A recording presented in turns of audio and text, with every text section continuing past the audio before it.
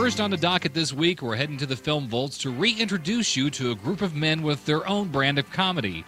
There's Zeppo, Chico, Harpo, and of course, Groucho.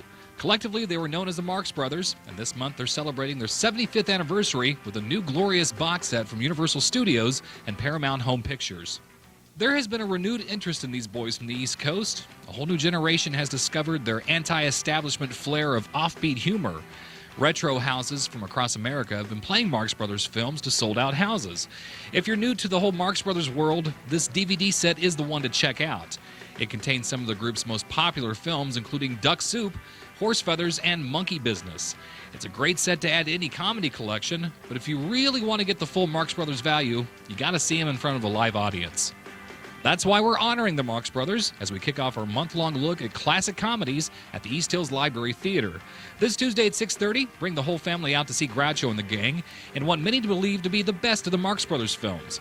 It's free to everyone, and it's all at the big screen at the East Hills Library Theater this Tuesday at 6:30. Not your taste? Well, how about a newer comedy? If you find a need for something new, Beauty Shop is now playing in area theaters. It's the continuation of the barbershop films made famous by Ice Cube. Oh, he is beautiful, ain't he? Straight diamond in the rough. Oh, shiny.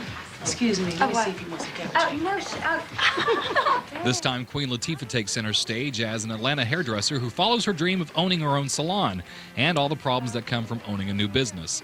That is a horrible plot summation, I know, I admit. But plots aren't really the driving force behind these movies. In fact, the story really isn't necessary at all.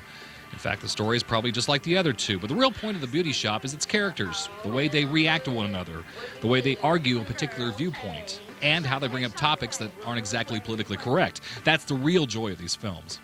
And the cast of Beauty Shop, which also includes Kevin Bacon and Andie MacDowell, are looking like they're having a pretty good time. But is it all worth it?